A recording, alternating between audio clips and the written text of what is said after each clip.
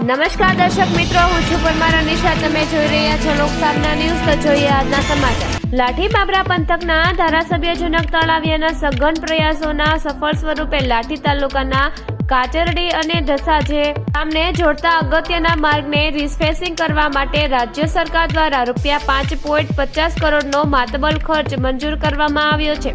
આ મંજૂરીથી લાંબા સમયથી બિસ્માર હાલતમાં રહેલા માર્ગ પરના પ્રવાસીઓને સ્થાનિકોને મોટી રાહત મળશે. કાચરડી અને ઢસાજે ગામ વચ્ચેનો આ રોડ આસપાસના અનેક ગામો માટે મુખ્ય પરિવહન માર્ગ તરીકે સેવા આપે છે. રોડની ખરાબ સ્થિતિને કારણે ગ્રામજનોને અવરજવરમાં ભારે મુશ્કેલી પડતી હતી.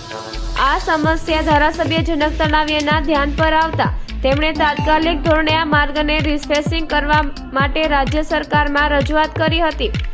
ધારાસભ્ય જનક તળાવિયાની રજૂઆતને પગલે માર્ગ અને મકાન વિભાગ દ્વારા આ રોડના કામ માટે ₹5.50 કરોડની ગ્રાન્ટ ફાળવવામાં આવી છે.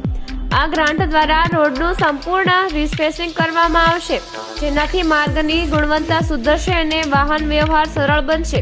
ધારાસભ્ય જનક તળાવિયાએ અંગે જણાવ્યું હતું કે લાંબા સમયથી આ રોડની સ્થિતિ ચિંતાજનક હતી, જેના કારણે લોકોને હાલાકી ભોગવવી પડતી હતી.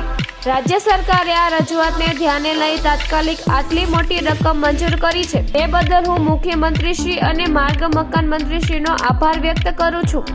આ રોડનું કામ પૂર્ણ થવાથી કાચરડી અને આજુબાજુના ગ્રામ્ય વિસ્તારના લોકોનો ઘણો ફાયદો થશે અને તેમનો સમય તથા શ્રમ બચશે. આ સમાચારથી સમગ્ર પંથકના ગ્રામજનોમાં ખુશીની લાગણી જોવા મળી રહી છે. તેઓએ ધારાસભ્ય જનક તળાવિયાનો આભાર માન્યો હતો અને આ કામગીરી વહેલી તકે શરૂ થાય તેવી આશા વ્યક્ત કરી હતી. તો ફરી મળીશું એક નવા સમાચાર સાથે. ત્યાં સુધી જોતા રહો લોકસામના ન્યૂઝ.